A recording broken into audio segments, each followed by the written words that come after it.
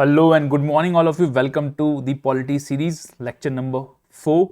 And this series is presented to you by Alpha S Academy in association with ABC Education Academy. And today we shall be doing the salient features of Constitution. छोटा सा lecture रखेंगे, जल्दी से देख लेते हैं क्या क्या सेलियंट फीचर्स हैं. वैसे तो इनन्यूमरेबल है, बड़ा सब्जेक्टिव से चीज़ है, बट देन जो लक्ष्मीकांत, हमने आपको कहा कि हमारा जो उद्देश्य है आपको लक्ष्मीकांत पढ़ाना है, तो लक्ष्मीकांत में जो सेलियंट फीचर्स दिए हैं हम वही डिस्कस कर लेंगे, वही आपको इलेबोरेट कर लेंगे. तो let's begin for the day. सबसे पहले जो फीचर है हमारे पास, that it is the lengthiest written constitution. भाई इंडिया का जो कॉन्स्टिट्यूशन है सबसे लंबा संविधान है, लिखा हुआ सबसे लंबा संविधान है. तो संविधान भी दो टाइप के होते हैं, एक रिटर्न होते हैं, एक अनरिटर्न होते हैं. ठीक है जी, एक रिटर्न होते हैं, एक अनरिटर्न होते हैं. ठीक है, रिटर्न के एग्जाम्पल क्या हो गए, जैसे आपके भारत में, यूनाइटेड स्टेट्स में, यूएस का जो कॉन्स्टिट्यूशन है वो रिटर्न कॉन्स्टिट्यूशन है. बट जो ब्रिटिश कॉन्स्टिट्यूशन है, जो यूके का कॉन्स्टिट्यूशन है, वो अनरिटन कॉन्स्टिट्यूशन है. ठीक है, तो ये याद रखिएगा. अब क्या था, लेंथिएस्ट रिटन कॉन्स्टिट्यूशन. पहले क्यों हो गया ये देख लेते हैं. तो क्यों हो गया जी, एक तो हमारा जो कंट्री है भाई उसमें इतनी डाइवर्सिटी है, तो हर किसी को अकोमोडेट करना था.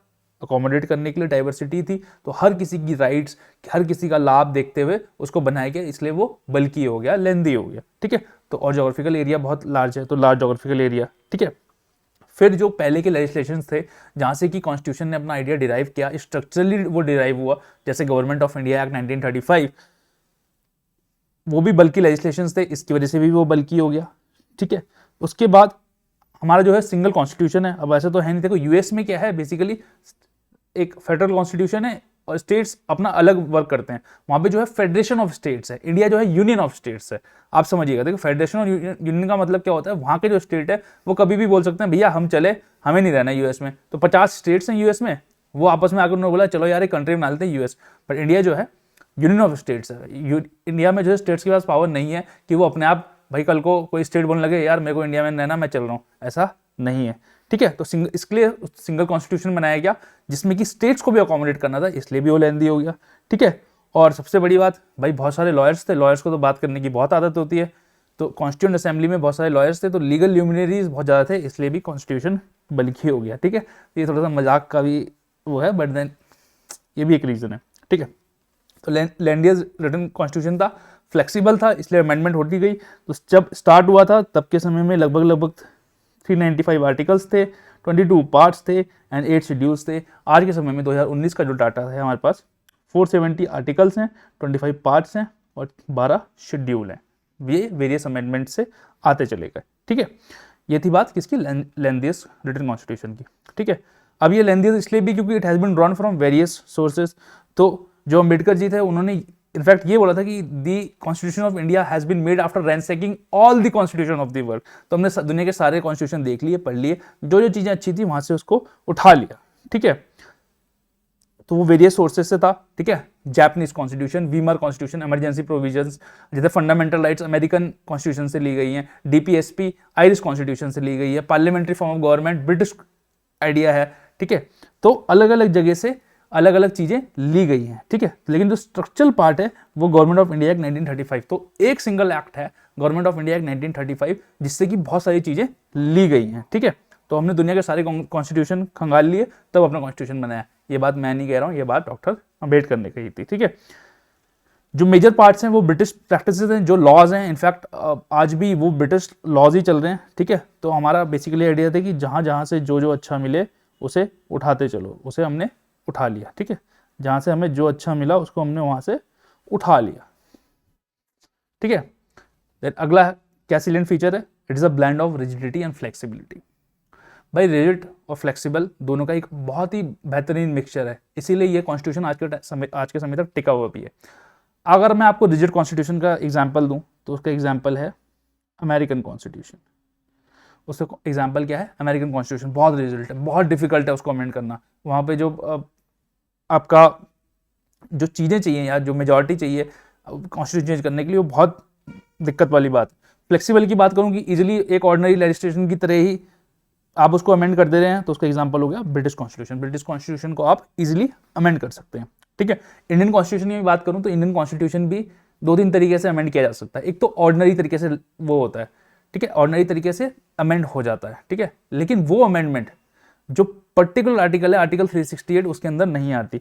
तो ये जो अमेंडमेंट्स हैं जो ऐसे ही कर देते हो आप मजे मजे में ऑर्डिनरी लेजिस्लेटिव प्रोसेस की जगह, वो 368 के अंदर नहीं आती। ठीक है, आर्टिकल 368 जो है वो अमेंडेबिलिटी ऑफ कॉन्स्टिट्यूशन की बात करता है, अमेंडेबिलिटी ऑफ कॉन्स्टिट्यूशन की बात करता है। ठीक है, उसमें भी दो प्रकार से अमेंड कर सकते हो आप। ठीक है, एक कैसे अमेंड करोगे भाई, आप क्या करोगे, आप एक हाउस लोगे, हाउस को पहले आप देखोगे कि आप वोटिंग कराओगे, वोटिंग के बाद आपने देखा कि जो 2/3 है, 2/3 जो हैं प्रेजेंट एंड वोटिंग, जो प्रेजेंट हैं और वोटिंग कर रहे हैं उनके 2/3 प्लस उसके बाद आप क्या देखोगे, जो टोटल मेंबरशिप थी उसकी मेजॉरिटी है या नहीं है। ठीक है, अगर मैं आपको एग्जांपल भी अगर लेके दिखाऊं, मान लिया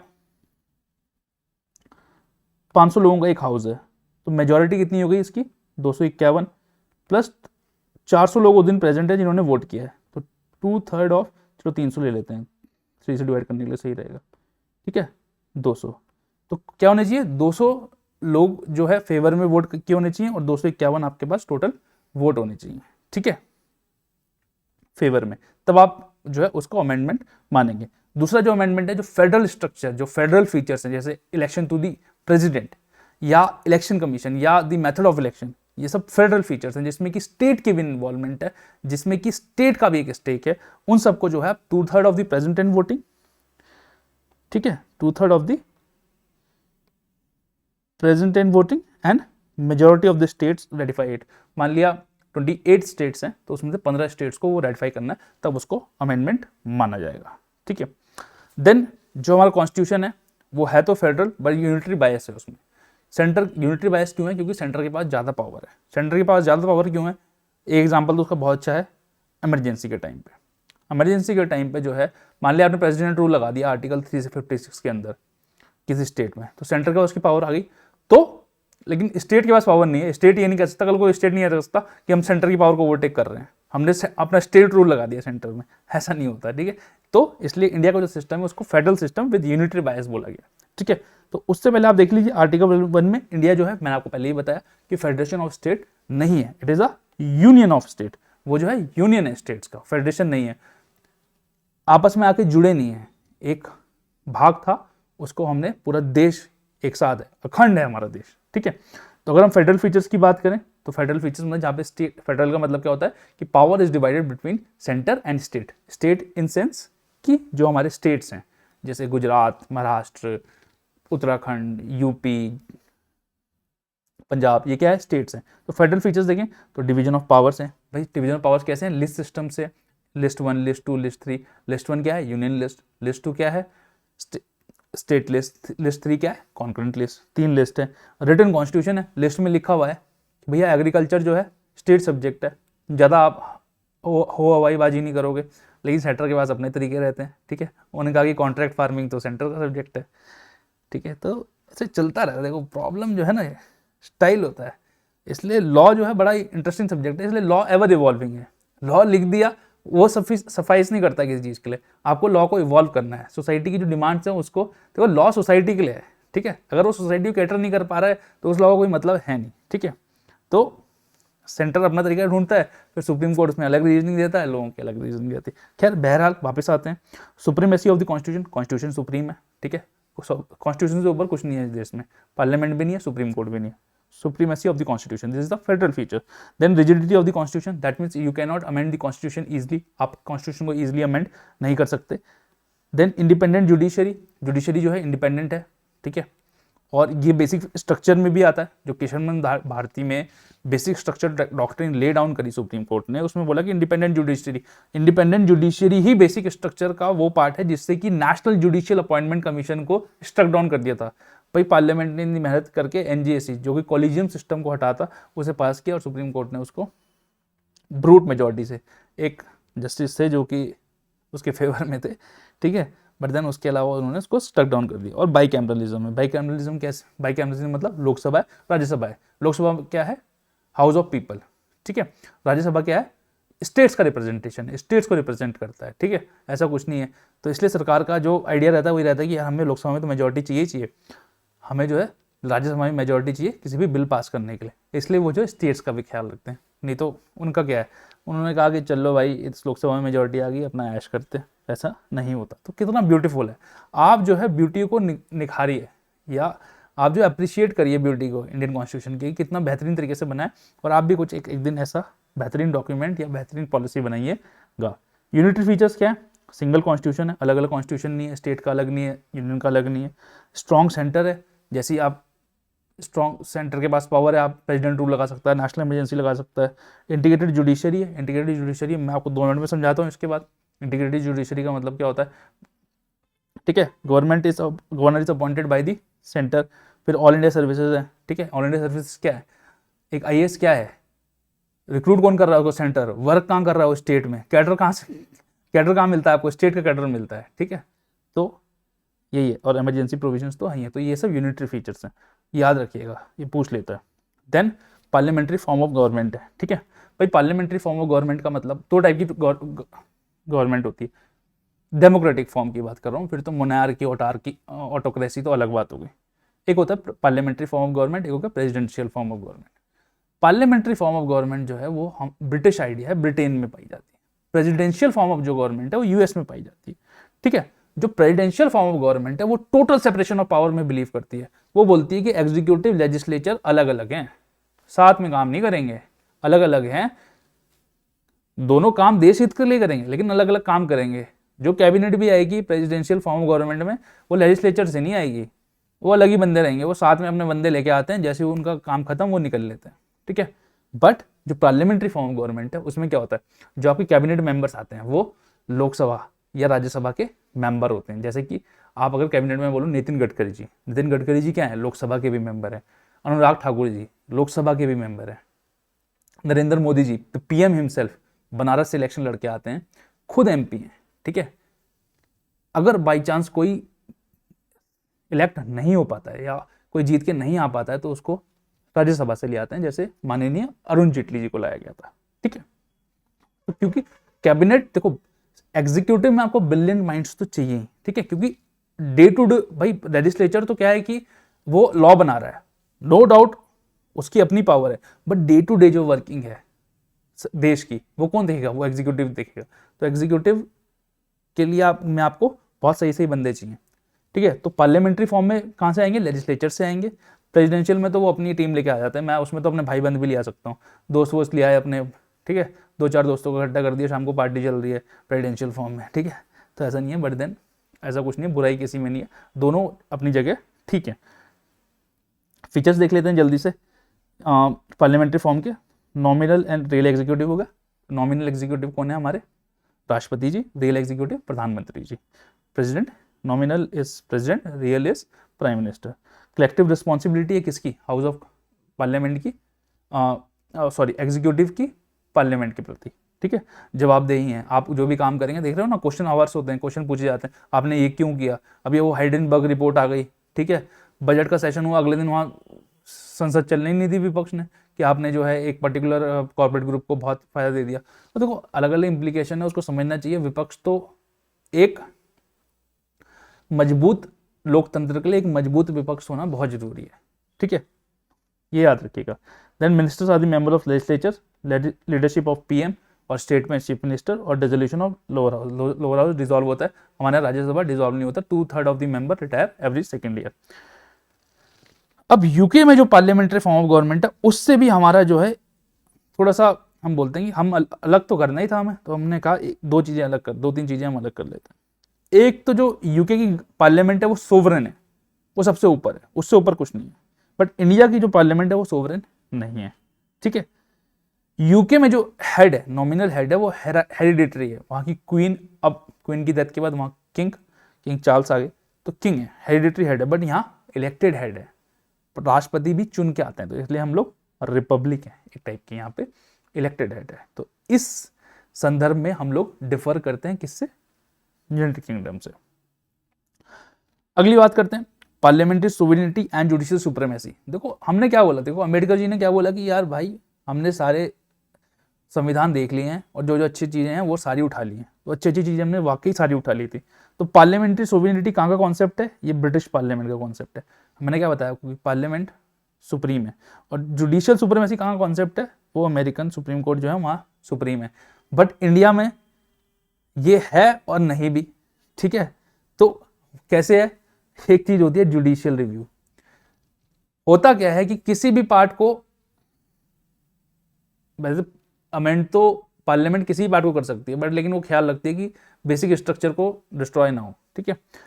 तो कॉन्स्टिट्यूशन के किसी भी पार्ट को जो है पार्लियामेंट अमेंड कर सकती है, और पार्लियामेंट के किसी भी एक्ट को सुप्रीम कोर्ट अनकॉन्स्टिट्यूशनल कर सकता है, ठीक है। देखिए बैलेंस कैसे बैठा है, आपके पास कॉन्स्टिट्यूशन है, कॉन्स्टिट्यूशन सुप्रीम है, पार्लियामेंट को आपने पावर दे दी कि आप जो है कोई भी आर्टिकल जो है अमेंड कर दो, उसके साथ साथ वो पावर वो आर्बिट्रेटली यूज ना करें, आपने सुप्रीम कोर्ट को पावर दे दी कि आप कोई भी एक्ट अगर इन्होंने ज्यादा करा तो आप उसको अनकॉन्स्टिट्यूशनल कर देना। आप सुप्रीम कोर्ट ने अनकॉन्स्टिट्यूशनल कर दिया, पार्लियामेंट के पास दोबारा पावर है, तो ये टसल है, कॉन्स्टिट्यूशनल टसल है और अनएंडिंग टसल है अगर उस पर बार बार वो करते हैं। लेकिन क्या है कि बड़े सम्मानजनक लोग होते हैं, बड़े अच्छे लोग होते हैं, एनजीए से एक बार स्ट्रक डाउन किया, अब दोबारा बात उठने लगी है, सुप्रीम कोर्ट ने अनकॉन्स्टिट्यूशनल लिखा, सरकार दोबारा लेके नहीं आई। एक सम्मान की भावना एग्जीक्यूटिव जुडिशियरी लेजिस्लेचर में रहती है, तभी ये देश आगे बढ़ता है। अगर एक कंपटीशन की भावना आ जाएगी फिर वो देश के लिए सही नहीं है। और जुडिशियल रिव्यू की बात करूँ तो यूएस के बाद जो यूएस सुप्रीम कोर्ट के बाद जुडिशियल रिव्यू वो बहुत बड़ा है इंडियन सुप्रीम कोर्ट से, ठीक है। तो ये था parliamentary sovereignty and judicial independence की बात। अब इंटीग्रेटेड एंड इंडिपेंडेंट जुडिशियरी है। जुडिशियरी कैसी है, इंटीग्रेटेड भी है और इंडिपेंडेंट भी है। भाई इंटीग्रेटेड कैसी है, सबसे ऊपर आपके पास सुप्रीम कोर्ट है, उसको हमने गार्जियन ऑफ द कॉन्स्टिट्यूशन भी बोल दिया। उसके नीचे हाई कोर्ट्स हैं, हाई कोर्ट्स के नीचे डिस्ट्रिक्ट कोर्ट है, और डिस्ट्रिक्ट कोर्ट और हाई कोर्ट्स के बीच में ट्राइब्यूनल्स जो स्पेसिफिक, जैसे एनजीटी होगी, नेशनल ग्रीन ट्राइब्यूनल, जो इन्वायरमेंटल इशूज से डील करती है। अब कुछ ट्राइब्यूनल्स की अपील जो है हाई कोर्ट में लाई करती है, कुछ की सुप्रीम कोर्ट में, बट वो बहरहाल दूसरी कहानी है। बट ठीक है, इंटीग्रेटेड जुडिशरी, हायरार्की है जुडिशरी में, ठीक है। डिस्ट्रिक्ट आप पीसीएसजे से डिस्ट्रिक्ट जज, डिस्ट्रिक्ट में जुडिशरी में जाएंगे, जूनियर डिवीजन बनेंगे, सीनियर डिवीजन बनेंगे, एडीजे बनेंगे, फिर डीजे बनेंगे। आपकी उम्र रहेगी तो आप हाई कोर्ट में एलिवेट हो जाएंगे, हाई कोर्ट में एलिवेट हो जाएंगे तो अगर फिर भी उम्र बची तो आप सुप्रीम कोर्ट में एलिवेट हो जाएंगे। 65 साल तक आप सुप्रीम कोर्ट में जज रह सकते हैं, 62 साल तक 62 ईयर्स तक आप हाई कोर्ट में जज रह सकते हैं। इंडिपेंडेंस ऑफ जुडिशरी है, और ये मैंने खुद जोड़ा है इस बार, कोलिजियम सिस्टम। अब ये सिस्टम ये नेसेसरी इवल है, कोलिजियम सिस्टम नेसेसरी इवल है इंडिया के लिए, क्योंकि जजेस अपॉइंटिंग जजेस ये होता वर्ल्ड में कहीं नहीं है। But it might be the bad system, but you can not have a better system, ठीक है। तो एनजेएसी के अपने मेरिट्स हैं, बट अभी के लिए इंडिपेंडेंस इंश्योर करने के लिए कोलिजियम सिस्टम है। सिक्योरिटी ऑफ टेन्योर है जजेस को, और जजेस को किसी भी जज को निकालने के लिए आपको इम्पीच करना पड़ेगा, और इम्पीचमेंट का प्रोसेस ऐसे नहीं है, वो बड़ा ही टफ प्रोसेस है, उसमें 2/3 मेजोरिटी लगती है, ठीक है। देन आपके पास फिक्स सर्विस कंडीशन है, आप एक बार आपने जो जिस जज को जिस कंडीशन पर अपॉइंट कर दिया आप उसको ऑल्टर नहीं कर सकते उसके डिसएडवांटेज पे, ठीक है। और एक्सपेंसेस जो है सुप्रीम कोर्ट के they are charge on consolidated fund of India, तो ऐसे नहीं कि सुप्रीम कोर्ट को अपने बिल केंद्र सरकार को भेजने पड़ रहे हैं, वो पहले ही पास होकर आ जाते हैं। And there is a separation of judiciary from executive. ये आप मुझे बताएंगे कि कौन से आर्टिकल में ये लिखा हुआ है, और ये प्रीलिम्स में एक बार क्वेश्चन भी पूछा गया था, ठीक है।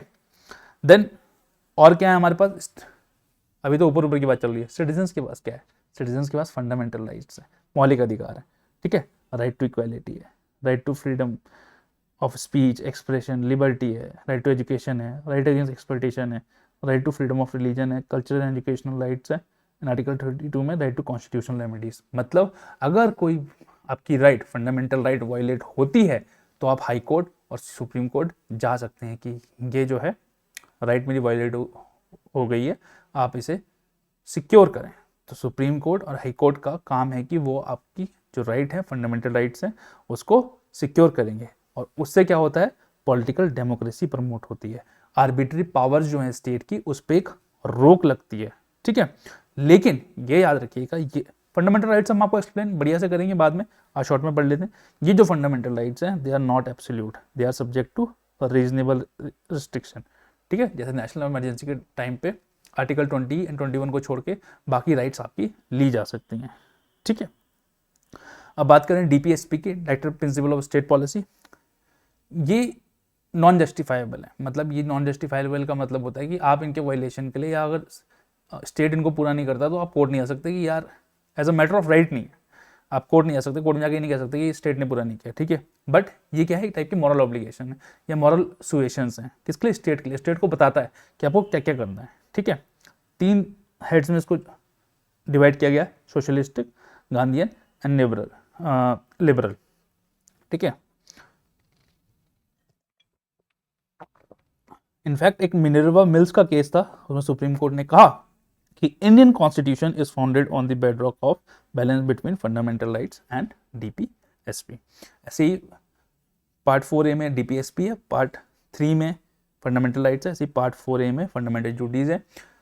पार्ट 4A है, मतलब अमेंडमेंट से आया होगा, ए फॉर अमेंडमेंट, ठीक है। ओरिजिनल कॉन्स्टिट्यूशन में नहीं था।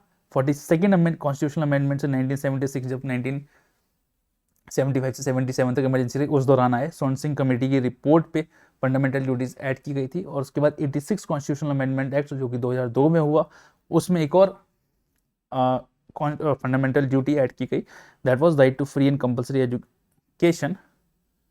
कितने 6 से 14 वर्षीय बच्चों को, 6 to 14 ईयर्स ओल्ड, ठीक है।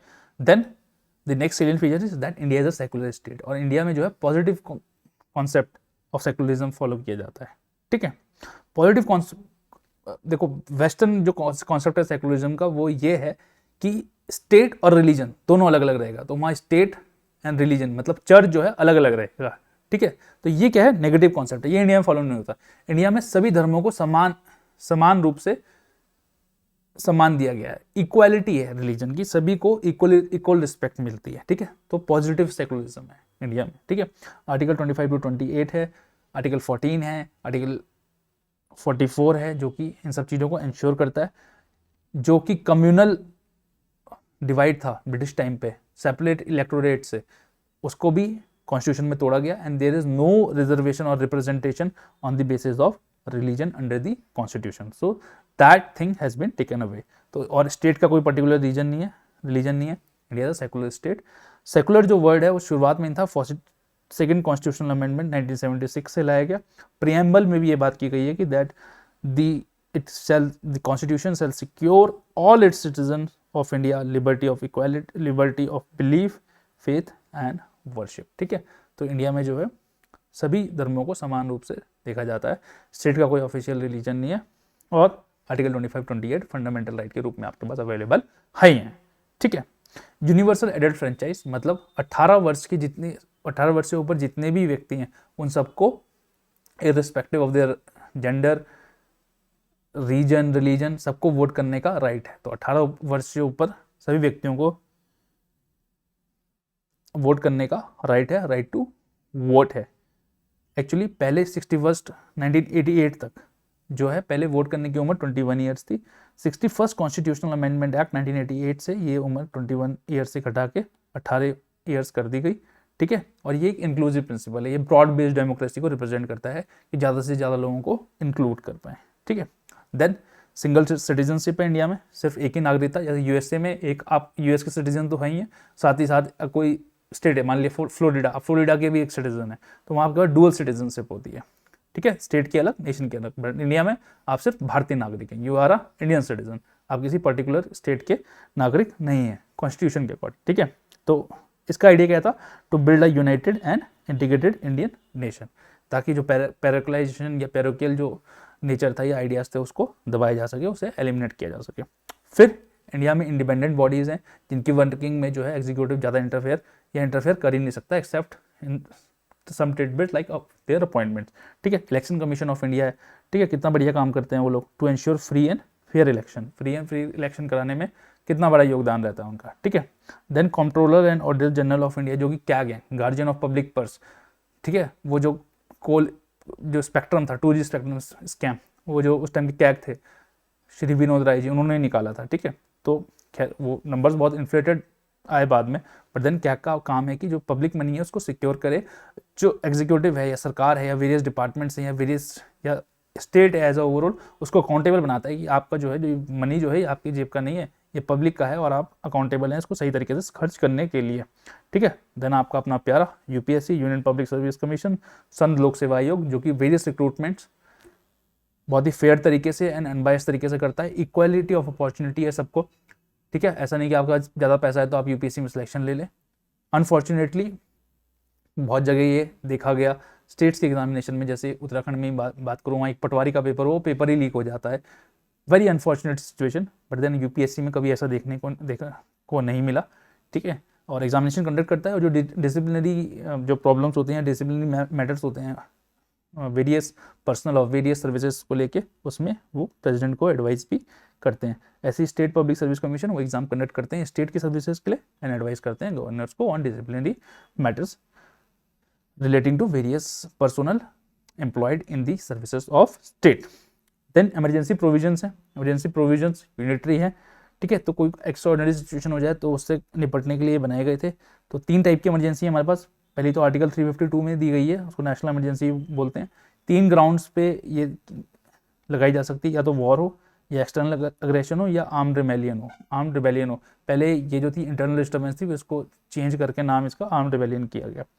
आर्टिकल 356 में प्रेसिडेंट रूल हो, प्रेसिडेंट रूल 2 ग्राउंड्स पे लगाया जाता है। एक तो आर्टिकल 356 के अंदर खुद मेंशन्ड है, वो ये है कि वहाँ कॉन्स्टिट्यूशनल मशीनरी उस स्टेट में फेल हो जाए, there is a failure of constitutional machinery. और एक आर्टिकल 365 में कि सेंटर ने कोई डायरेक्शन दिया और आपने सेंटर का डायरेक्शन नहीं माना, आप ज़्यादा चौड़े हो गए, तो भी सेंटर के पास पावर है कि प्रेसिडेंट रूल लगाया जा सकता है। और थर्ड टाइप ऑफ इमरजेंसी क्या है, फाइनेंशियल इमरजेंसी, ठीक है। उसका ग्राउंड क्या है कि there is a threat to financial stability and credit of India. तो नेशनल इमरजेंसी प्रेसिडेंट रूल तो लगते ही नेशनल इमरजेंसी भी लगी है, प्रेसिडेंट रूल भी टाइम टू टाइम लगते रहते हैं, बट देन फाइनेंशियल इमरजेंसी जो है कभी भी भारत में नहीं लगाई गई है, ठीक है। ओके, उसके बाद जो है 3 टियर गवर्नमेंट है, थोड़ा सा लंबा हो रहा है, कोई बात नहीं, जल्दी से रैप अप कर देंगे। 3 टियर गवर्नमेंट है। इनिशियली 2 थी, सिर्फ सेंट्रल स्टेट थे, ठीक है। बाद में 73rd एंड 74 कॉन्स्टिट्यूशनल अमेंडमेंट्स है। 73rd से पंचायती राज या पंचायत बनाई गई, 74 से municipalities, various cantonment board, various types हैं, वो जब वहाँ पढ़ाएंगे तब बता देंगे आपको। पार्ट 9 ऐड किया गया 73rd अमेंडमेंट से एंड शेड्यूल 11 ऐड किया गया। 74 कॉन्स्टिट्यूशनल अमेंडमेंट से एक्ट से part 9A and schedule 12 add किया गया, ठीक है। Then the last 40 days cooperative societies. Cooperative societies actually 97th constitutional amendment act 2011 से इसको कॉन्स्टिट्यूशनल स्टेटस दिया गया। 3 आर्टिकल्स इसमें इंक्लूड किए गए। तो आर्टिकल 19 में एक राइट इंक्लूड की गई आपकी, right to form cooperatives, which is now a fundamental right. Then article 43B was inserted, जिसने बोला कि आपको स्टेट को जो है कोऑपरेटिव सोसाइटी का प्रमोशन करना है। ये आपका एक DPSP बन गया, that is directive principle of state policy. And part 9B, ठीक है, पार्ट 9B बड़ा देखेंगे तो कोऑपरेटिव सोसाइटीज। तो ये आर्टिकल 243ZH से लेकर 243ZT तक डील करता है। आइडिया क्या था कोऑपरेटिव को कॉन्स्टिट्यूशन बनाने का? इनफैक्ट आज के टाइम पे तो मिनिस्ट्री ऑफ कोऑपरेटिव भी है। आप हमें कमेंट बॉक्स में बताएंगे कि मिनिस्टर ऑफ कोऑपरेटिव्स कौन है, ठीक है, मिनिस्टर ऑफ कोऑपरेटिव कौन है। उनका आइडिया ये था कि जितने भी कोऑपरेटिव्स, देखो कोऑपरेटिव्स इंडिया में बहुत ज़्यादा पुरानी हैं और बहुत ज़्यादा एक टाइप का इकोनॉमिक बूस्ट भी देती हैं। तो उनको डेमोक्रेटिक बनाने के लिए, उनको प्रोफेशनल बनाने के लिए, उनको ऑटोनॉमस बनाने के लिए, उनको मोर इकोनॉमिकली साउंड बनाने के लिए जो है बेसिकली कॉर्पोरेटिव्स को जो है कॉन्स्टिट्यूशनल दर्जा दिया गया है। So that is all in this lecture. Thank you all for watching and this foundation course is always there for you. It will be updated from time to time, but if you have any doubt you can always ask in the comment box. You can always call us. Other than that we do a weekly current affairs series. Do watch it. पूरा cover करते हैं हम लोग, important editorials को हम लोग पढ़ाते हैं, नहीं है डिस्कस करते हैं, ताकि आपको जो है बेटर अंडरस्टैंडिंग हो सके उसके इश्यूज अराउंड इट। तो इतना काफ़ी रहता है आपकी तैयारी के लिए। और हमारा आइडिया ये रहता है कि कम से कम में आपकी तैयारी हो, आप अपनी लाइफ भी इंजॉय करें, सिर्फ पढ़ते ही ना रहें। So thank you all very much and I shall see you soon. Till then, take care, keep healthy and keep smiling. Bye bye.